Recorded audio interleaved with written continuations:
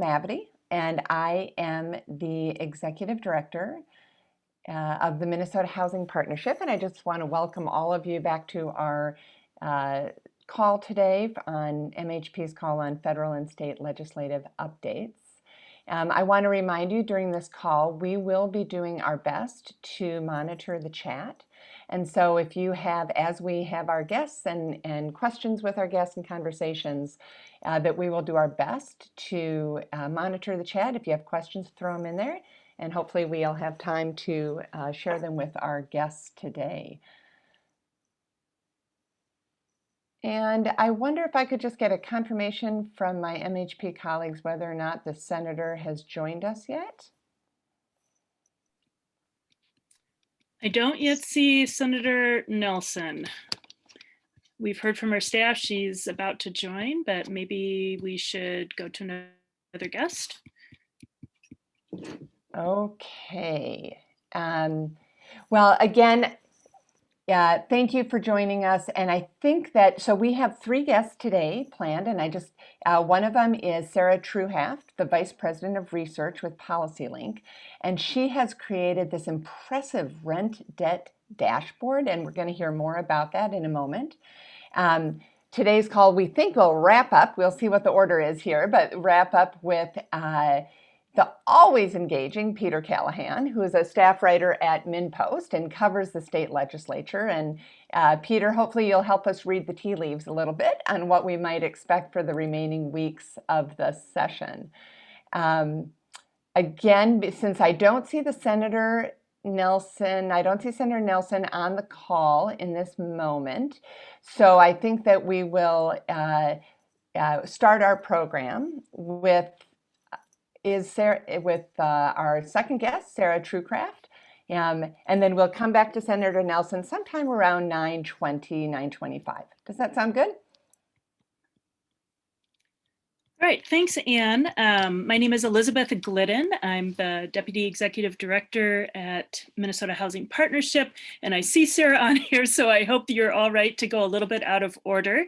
Sarah Truedahl is the Vice President of Research at PolicyLink, and I know that she has worked with several partners to create this rent debt dashboard that we are about to see. And she also leads the work on the National Equity Atlas. And as this rent debt dashboard was released, I will say I've heard a lot of excitement about seeing this methodology, this tool that will share some really critical information. Sarah, are you here? I am here. I am just trying to get my correct video to work. That works a little better. Let me see. Hold on. Oh, wait. There we go. Okay, yes. Good morning, everyone. Thank you for this opportunity. It is a little earlier here, so I'm in San Francisco, so on Pacific time. So it's 7 a.m. here, so the lighting is a little funny at this hour. But thank you so much for inviting me to share this resource with you. PolicyLink is a national research and action institute. We are based in Oakland, California. We work nationwide and we work on every policy level at the federal level, as well as the state level and the local level. And our entire mission is advancing racial and economic equity. And our tagline is lifting up what works. So we really do believe that people who are working in and come from low-income communities, communities of color, know what the issues are often before everyone else, and then also are in the best position to develop and implement solutions. And so we lift up what works, we find the things that are working, like the Harlem Children's Zone, and try to scale them up through policy change, and then of course remove policy barriers. My role is the Vice President of Research, and one of my projects that the Rent Debt Dashboard comes out of is the National Equity Atlas Partnership.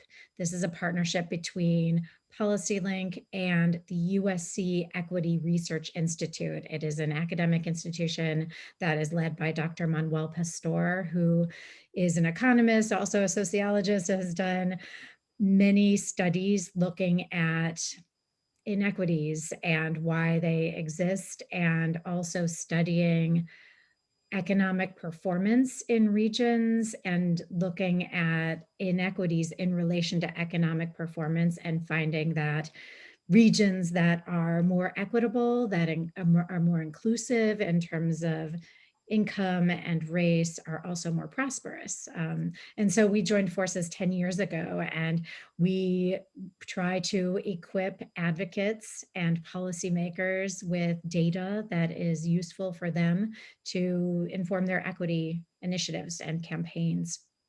And through the pandemic, we have focused a lot on eviction prevention and rent debt more recently. So it really emerged as a need on the ground. In Contra Costa County, it's a suburban county outside of the Bay Area, and advocates there really wanted to understand what eviction risk was in their community when they were looking at the initial eviction moratorium expiring. So we came up with a model for estimating the number of households were at risk of eviction. It was actually based on unemployment data initially. And so we first came up with that model, and they used that in their policymaking. And since then, we've been continuing to adapt the model based on new information that comes up, and then also trying to track not just how many are at risk of eviction, but how much rent debt is there at the household level and then at the community level. So the dashboard, which we released a couple of weeks ago now, emerged from that need on the ground of trying to fill in some holes in terms of what is happening. And also, there is the main source of data for this dashboard, which I'm going to show you momentarily, but the main source of data is the US Census Household Pulse Survey. And that is a survey that has been conducted regularly about every 2 weeks since August. And it has a question in the survey for over the past several months. It has had a question about, are you behind on rent? And so that is the question. So that's the question that we primarily draw upon in this dashboard. We also draw upon another nationwide survey from the USC Understanding Coronavirus in America survey. And that's the survey. They've been surveying people over time. So there are some individuals in that survey that have responded multiple times, and we're using that to fill in the distribution of arrears, right? The question of like, how long have you been behind on rent is one. There is no perfect information on that. We would love to have a survey of Minnesota, right, of Minnesota's renters to understand how far behind, how long they've been behind, or how much they owe. But that has been the missing piece, but we used this USC survey to fill that in. And so part of this effort around the rent debt dashboard is actually democratizing that data that is in the Census Household Pulse Survey, because we were speaking with local groups that are working on housing issues and these issues around eviction prevention. And they said that they would really like to just have better access to the Census Pulse data that's in a more useful format. So for example, the census provides their tables in a fairly accessible format. You can go online and download a table and read it, but it's for individuals instead of for households. So what we do is we go to the microdata to get the data for households. So that's what we did to inform local efforts. I mean, I think that I didn't say much about the importance of this issue, but I think, I know you all are working in housing, and the potential for an eviction crisis is frightening, and we've staved it off so far. There have been some evictions going forward, and I think any pandemic evictions are too many. Eviction is devastating for families and for communities. There are so many costs to it, and during the pandemic, states that let their moratoria relax, had more COVID cases and more COVID deaths, studies have shown. And so it's a public health nightmare right now, and an economic disaster if we do let this happen. So that's why we think this is really, really important. So I'm going to go ahead and share my screen and go to the dashboard, which thank you, whoever put the dashboard in the, okay, wait a minute, let me make sure.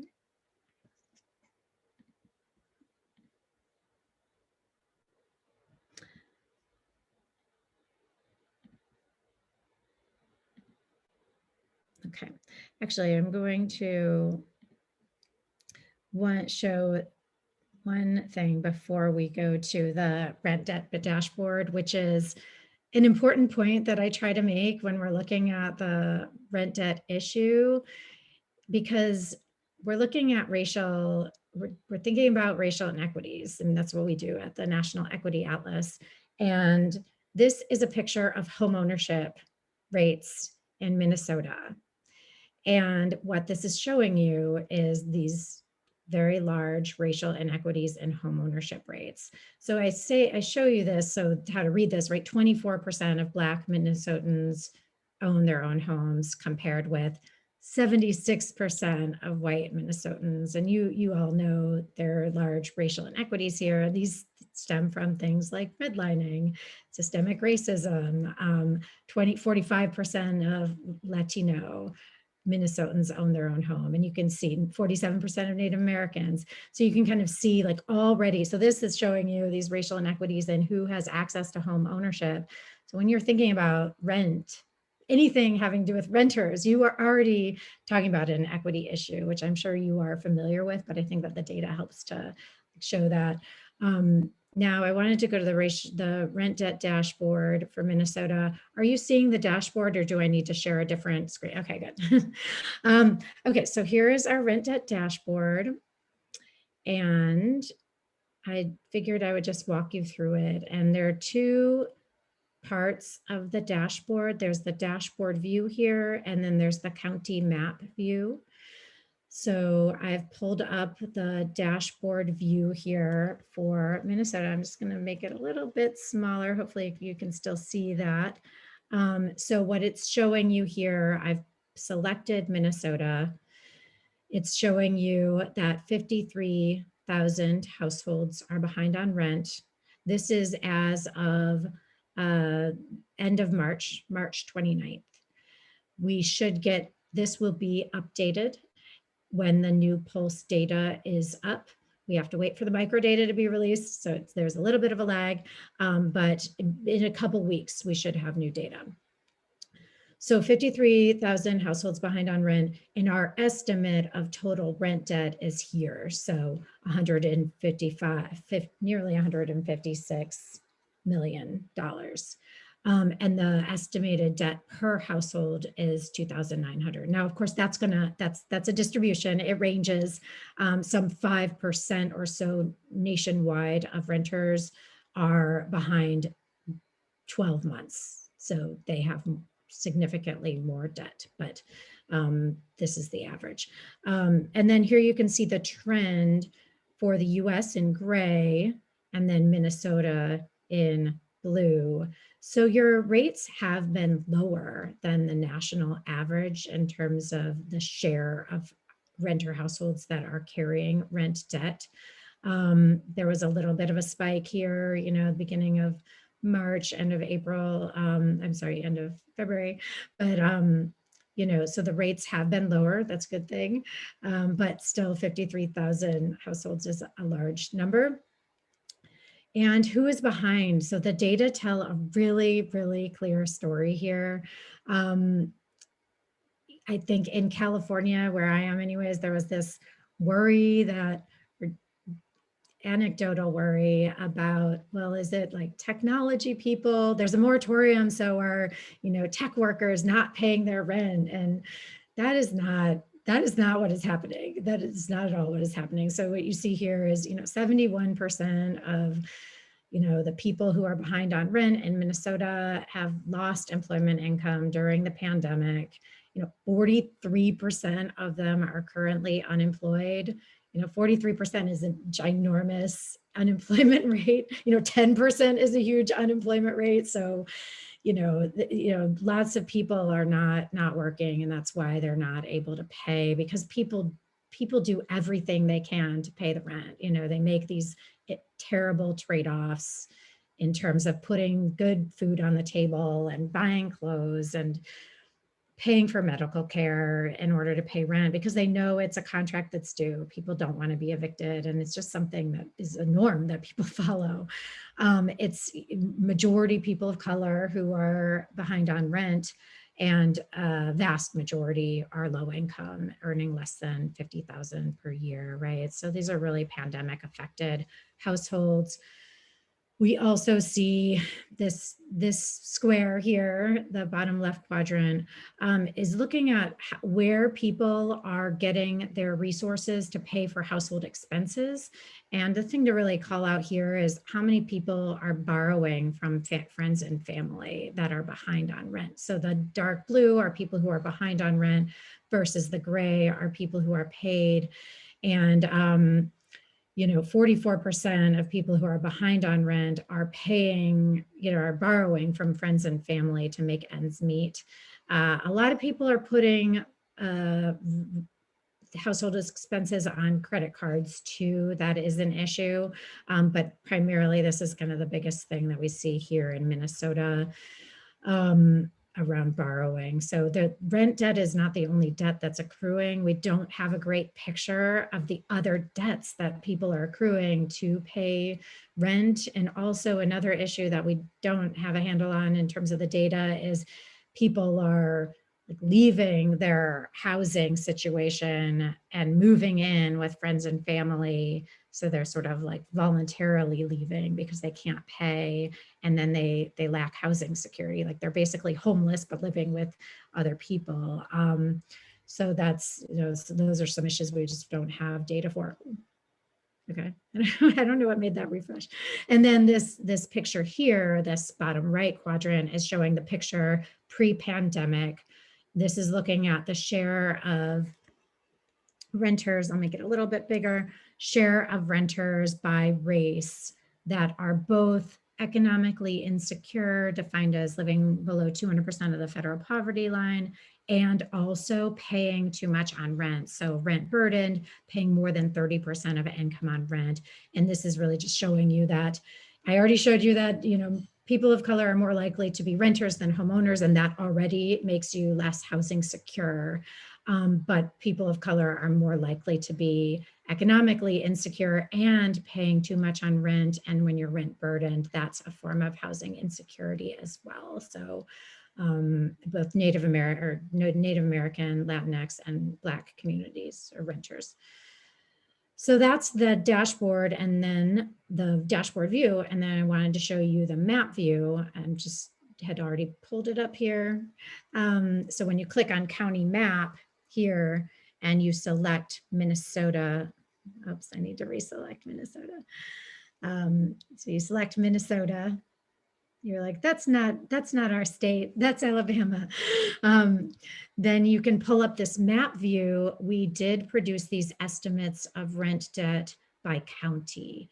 And so of course, it's important to know when you're looking at this, this is not county data. This is, saying if the rent debt distribution is the same as in Minnesota, or actually it's the national rent debt distribution, what would it look like in your county? So that's why this is an estimate, but it is based on county level housing costs. So there are some, the county level inputs are the housing costs, but the rent debt estimates, the rent arrears distribution is not unique, right? So, so what we're seeing here, we have 3 different metrics that you can filter for. So here's the households behind on rent, the number of households that are behind. And so, Hennepin County, more urban county has more, but also St. Louis County. I don't know what this county is like. You can kind of see some of the counties, and they're ordered here in terms of how many households are behind, estimated. And then you can look at what's the rent debt total by county. And that is a very, make sure that, yeah, that is a very similar picture. And this, but it's interesting because this one has a little bit, this is a little different in Minnesota, right? And then the per household figures are really showing you places that have higher housing costs, right around the Twin Cities metro area. These are higher cost communities. This is the typical, you might have better explanation for the patterns in Minnesota than I have as an outsider. But typically we see that the rent debt per household is primarily driven by local housing costs, and the totals are going to be more informed by population numbers. So Sarah, we are probably going to have to, and I apologize, but we need to be able to go to our next guest, probably wrap up in a last minute here. And I do see maybe one just question about navigating this. Is there a total of rent debt, and how often it looks like there's a question about how often this will be updated. I think you already said you'll update it every 2 weeks, and will it trend over time? So maybe if you could wrap up, and then we need to go to the next guest. And thank you. This is just, I really appreciate your time and sharing this tool. Absolutely. Yes. So here is the total behind households behind on rent. And when you pull up Minnesota, the total top left, right? Top left is total households behind on rent. And then this will be updated. It depends on when the household pulse survey is updated, but that's about every 2 weeks. There was a little bit of a lag in between the phases of the survey. So we're waiting for the next tranche of data. It'll probably be another week or week and a half. So yes, it will be regularly updated. So please, you send it in the chat. So please check it out, and would love to hear any feedback you have. I'll put my email in the chat, so you have that. If you have any questions, I am happy to follow up. So thank you so much. Thank you, Sarah. And I will say, just personally, I feel like I have a lot of questions, so I regret our time was short, but thank you so much. And I will turn it over to Ann Mavity and our next guest. Great, thank you. Absolutely, I think everyone trying to get a handle on all the challenges that we're facing right now, and this is a really helpful tool, so thank you for that. So we are going to now turn to a conversation with Senator Carla Nelson. She is a Republican from the Rochester area, and among other things has been serving as chair of the Senate Taxes Committee. I will also note that Senator Nelson received MHP's 2018 Legislative Leader Award, largely due to the work that she did back then and continues to do today to work to move this affordable housing tax credit proposal forward. And of course, in her leadership role now, she's continuing to do that. So I wanted to introduce the senator. I'm hoping today we'll cover both the affordable housing tax credit and that work. We'll talk a little bit about the 4D proposal on property taxes, and then also just broadly about how this session is playing out. So welcome, Senator Nelson. Well, thank you so much. It's just great to join you. And I have to say, the presentation prior from Sarah was remarkable. That level of detail is so helpful. And I just appreciate her good work in sharing that. I look to follow up with that. Well, the Minnesota Housing Tax Credit, I'm glad to say it's on the move in the Minnesota Senate. I guess first I should tell you a little bit about myself. My husband and I, Terry, we live in Rochester. We raised 3 sons here, and we're small business owners. I'm a former teacher, and I'm in my 11th year in the Minnesota Senate. The last 4 years, I was chair of the Education Committee. Love that, but I am even more thrilled to be chair of the Tax Committee. And quite frankly, the Affordable Housing Tax Credit is one of the reasons why I wanted to be chair of the Tax Committee. As Ann mentioned, we worked really hard on this in 2018. We got it into the conference committee with a study. That's really quite a pare down. But what I would say, the reason that I think the Affordable Housing Tax Credit is so needed is because it's innovative, and it actually will help bring in private resources. In other words, even before the pandemic, 2018, before we even heard of COVID-19, we had significant affordable housing issues. And the issue is broader than just the state government being able to help support that affordable housing. And the wonderful thing about the affordable housing tax credit is it actually brings in additional private money. And I always think that's a good thing when we have these public-private, in a sense, partnerships. And so, and then the other thing that is so important, I think, about the affordable housing tax credit is that my personal feeling is that home ownership still remains one of the best ways for Minnesotans to accumulate wealth and the security that goes with it, but wealth. And the affordable housing tax credit is so flexible that it is available for home ownership, for multifamily homes. So there, it's very broad in its, and very flexible in how it's used. And then that flexibility is really often paired with the local entities where the investors in the Angel Affordable Tax Credit, they may determine where they would like that project to be. And then one of the real gaps also is the workforce housing. We're just seeing that significantly in my part of the state. And we want to be able to encourage workforce housing, particularly as we want to see Minnesotans, empowering Minnesotans and encouraging economic growth. That's the focus of the Senate Tax Committee. And I think the affordable housing tax credit really gets to that issue. So I'm very glad that as the omnibus bill rolled out, it did include $10 million in fiscal year 24, and $10 million in fiscal year 25. And as chair of the committee, you might think, well, Senator Nelson, why didn't you do what you really wanted there? Well, I would have liked to have done 25 million ongoing every year. But the fact of the matter is we're in a very unusual time. And while affordable housing is needed now more than ever, there is an immense amount of pressure on the tax committee at this point because there is so much, I don't want to get too technical here, but conformity. The feds have sent, billions of dollars to our state in a number of different ways. And the federal government is not going to, tax those lifelines like the PPP loans or the pandemic unemployment insurance. The federal government has said, we're not going to tax that as income.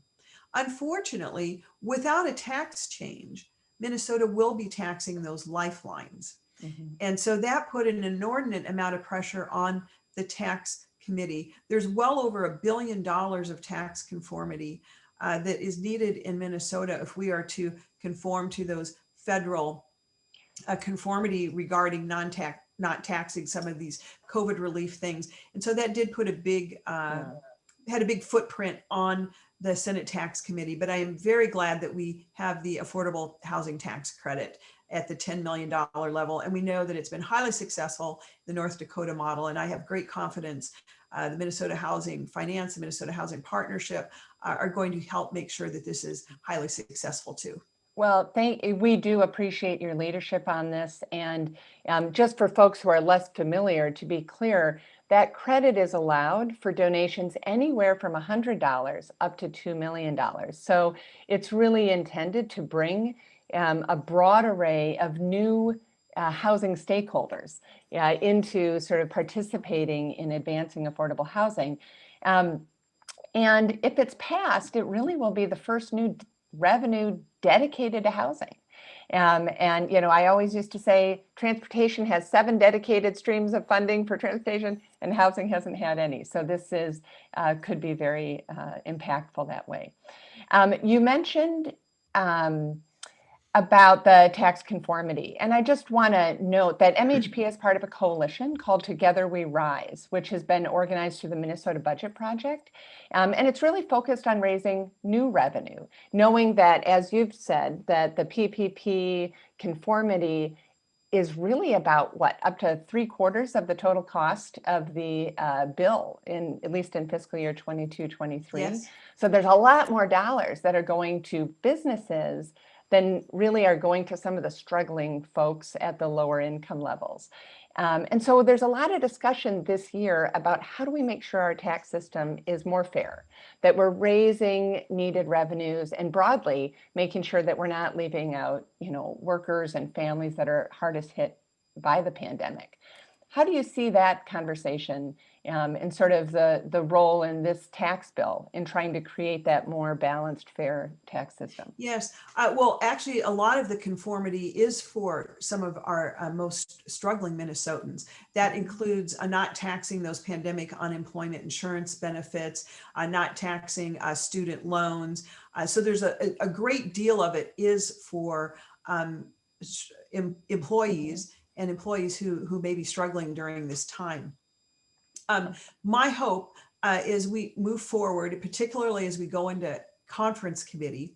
The House does not include the affordable housing tax credit in its bill, and so I'm going to be relying truly on you and your partners as we move forward with this initiative. As I said, it's not included in the tax bill.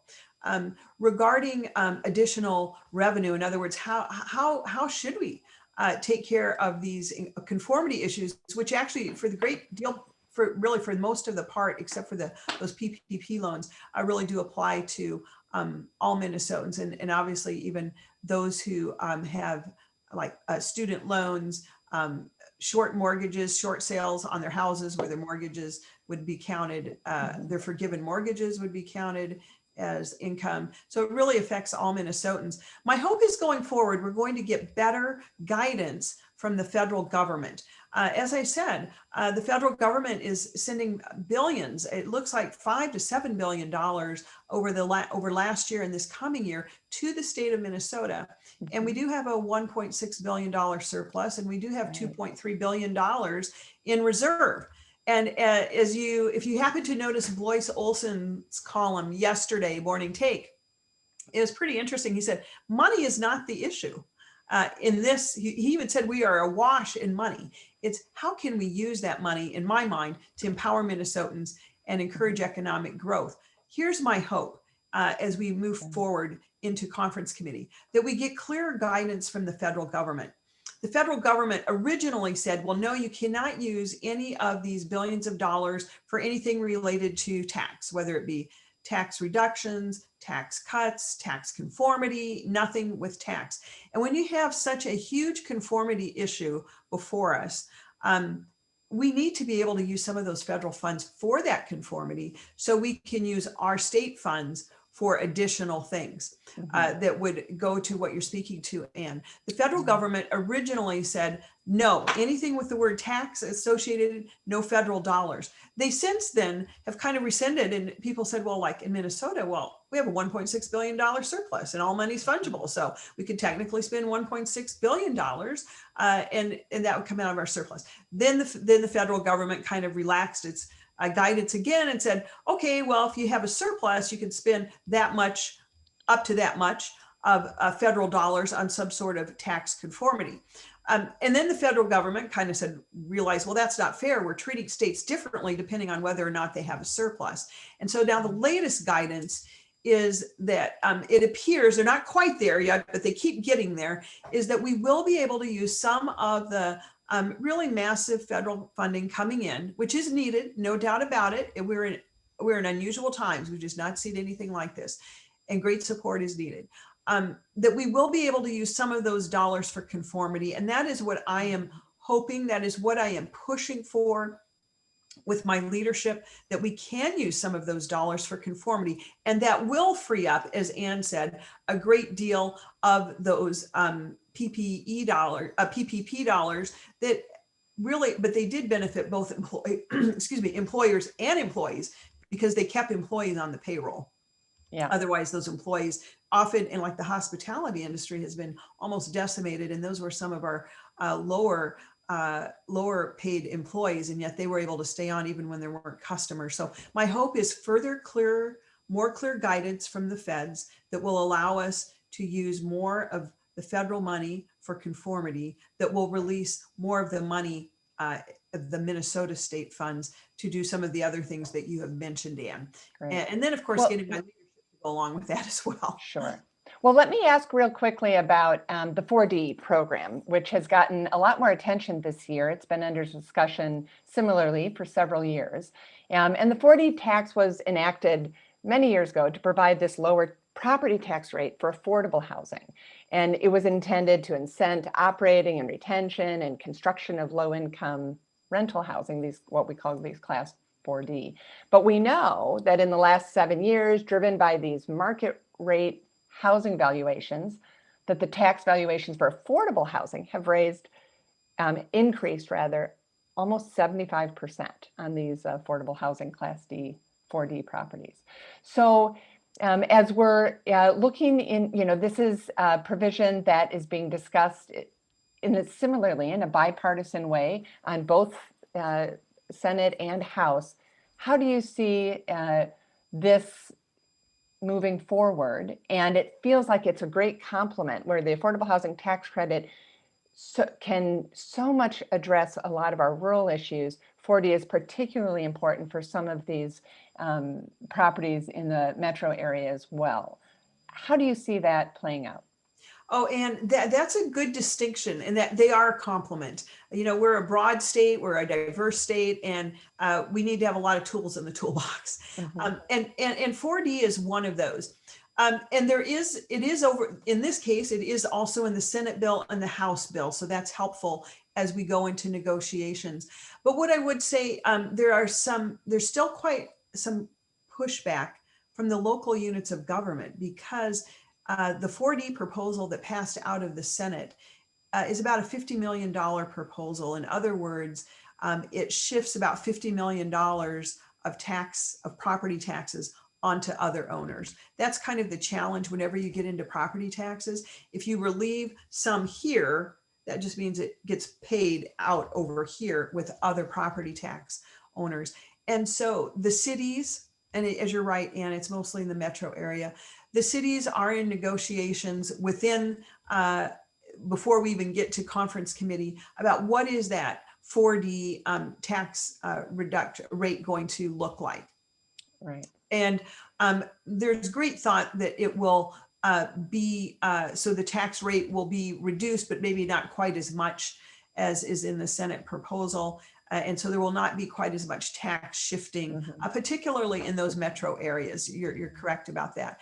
And although let me be clear, obviously it can impact yes, all around. I know one of the changes has been that's under discussion has been making sure that cities that might be harder impacted more dramatically financially have some ability to manage that themselves from the city level as well. And we know that this just has changed. Like this whole provision has not been updated to sort of updated market conditions.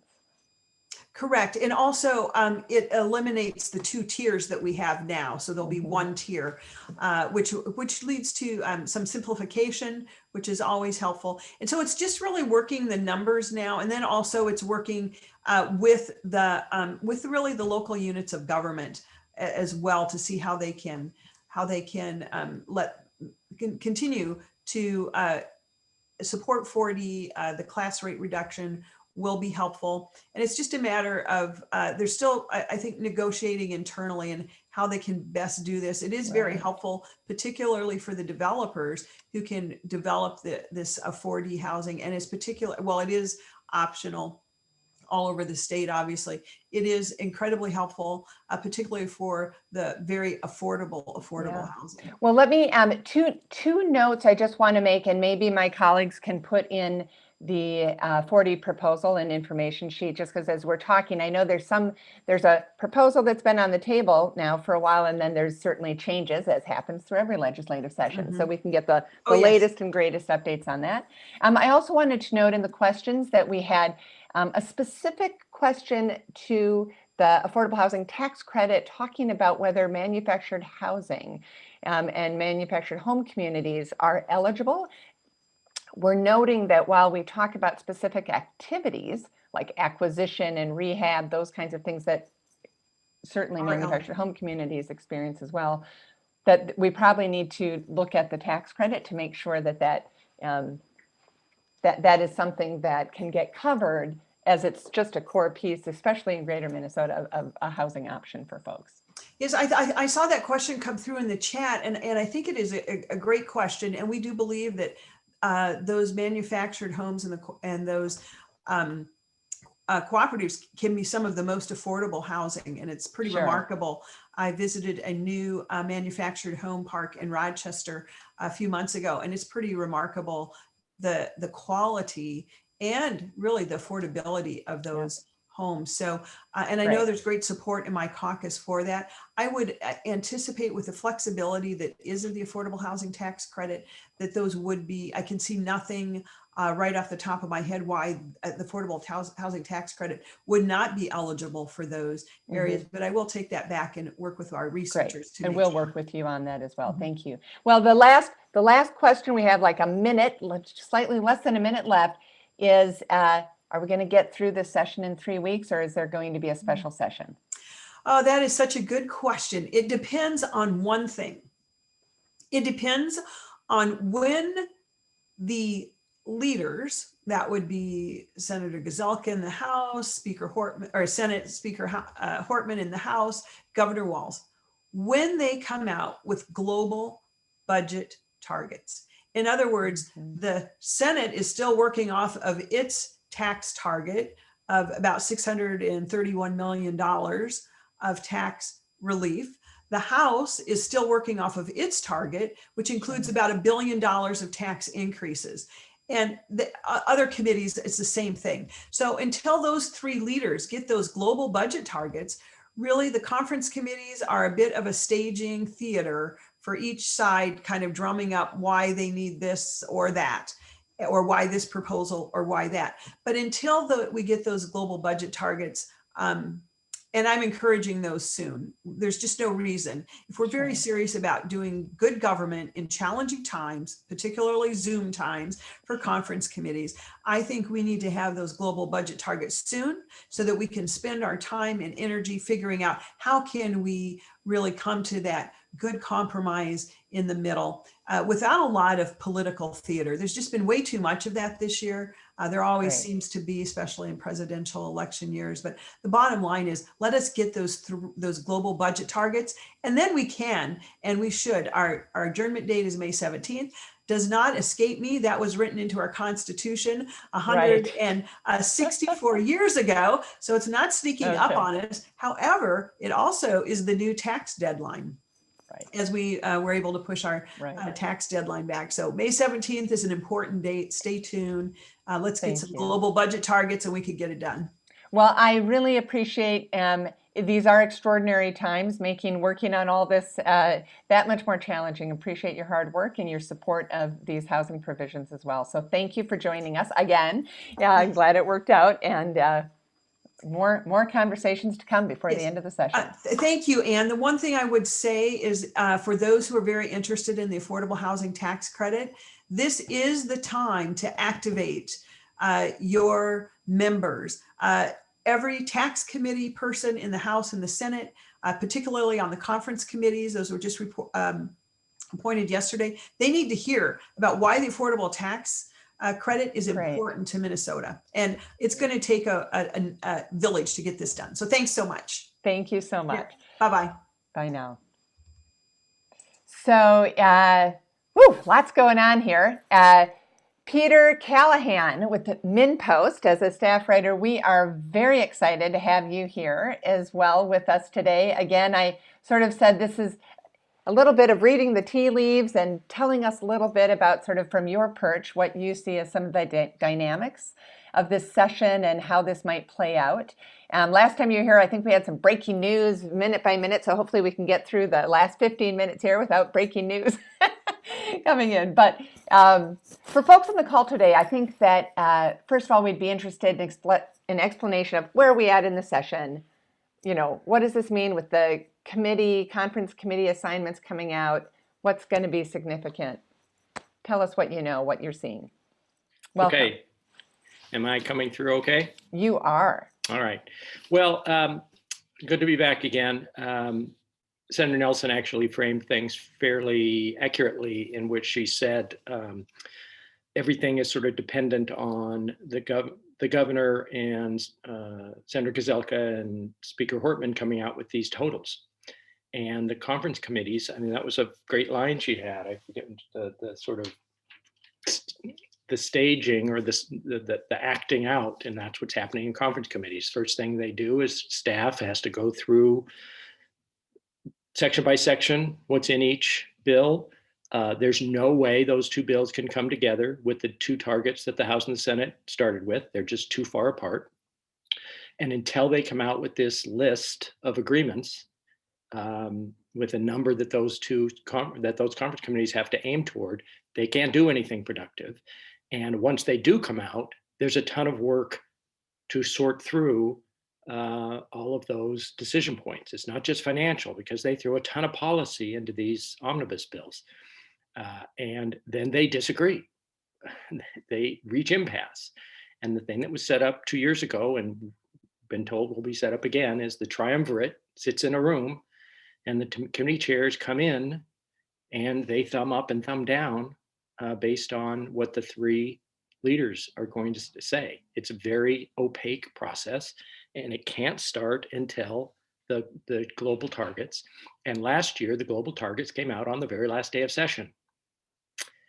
So May 7 is the current target, but practically speaking, you don't walk back into your caucuses and say, I gave up on these major provisions of our agenda with a week to go in session.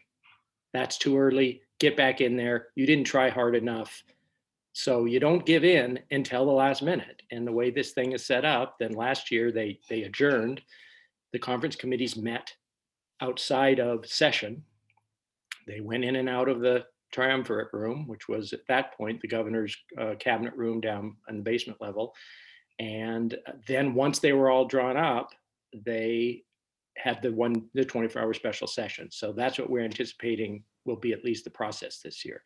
The main issues are the tax increases. And without $1 billion in tax increases, it's hard to see those numbers coming together. And DFL keeps saying, yeah, I know that the Republicans are saying no, but remember 2019, they said no to the provider tax. And then at the last minute, Gazelka flipped on the provider tax. They're sort of holding out hope that that's going to happen again. And I don't see they're comparable. As the senator noted, we are constitutionally required to have a balanced budget resolved by the end of June. And so what do you see in light of what you're saying in terms of the likelihood of a special session?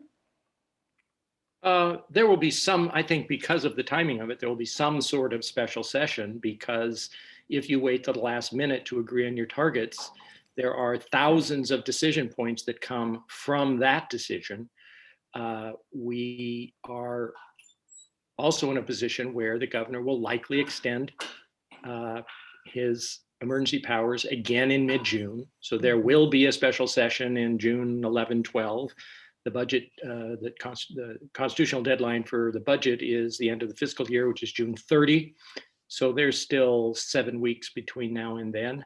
But the posturing goes on that very point. I mean, there's also now linkage between budget and police reform. There's linkage between budget and emergency powers. The majority leader said yesterday, gee, we'd like to have a good budget that everybody likes, but absent that, we will do what he refers to as a lights on budget, which is just sort of what you're doing now. It would be sort of the congressional version of a continuing resolution. We'll just do a lights on budget and keep the government open. Right. So that's sort of his threats right now as far as budgeting. So for those of us who work in affordable housing, of course, I see the world through the lens of affordable housing. It's been a rather new thing to have the rest of the world also see affordable housing as so central, as we've seen over the last year, when housing has literally become where our children are in school and where we work, and it's part of our health care. And obviously the eviction moratorium looms large in that. What, in addition to the eviction moratorium, and you can comment on how that will play as it did last, last year, where did we have 7 special sessions along the way? How do you see that playing as sort of one of the key issues in the eviction off-ramp. And then what are the other issues that are really outside of maybe what we're seeing from the affordable housing side that will also be looming large and maybe taking a lot of the air up in the room? Right. Minnesota is a very opaque legislative process, and it's not like that everywhere. Everything gets into conference committees. That doesn't happen.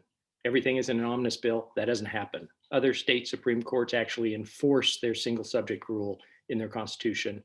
The Minnesota Supreme Court has decided to stop enforcing it and to defer to the legislative branch. So this is a very hard process to watch, and you get at the fairly last minute, you get dumped a dozen omnibus bills that are 300, 400, 500, 600 pages, and inside is a grab bag of policies. So any number of things within those bills can be these impasse points, which is why they then went to this triumvirate to make those decisions for them. And it's like arbitration almost. Why, if you're a committee chair in conference, do you give in on something key when you can roll the dice and go to the triumvirate and maybe win there, at least win on certain numbers of things?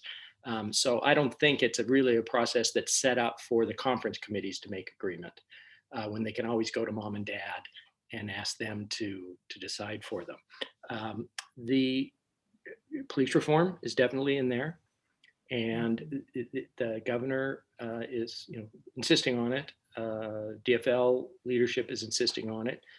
Senator Gazelka did not rule out some changes yesterday. That will come out of that conference committee. The Representative Mariani and Senator Limmer chaired conference committee. But for the time being, these will just be show hearings and show meetings. They hand the gavel back and forth. So on Monday, the DFL gets to have its things highlighted. On Tuesday, the GOP has their things highlighted. What's interesting, I do think, is on the federal money. I mean, this is, for many people, the solution to getting out of that session. You can easily balance the budget without tax increases in 21-23.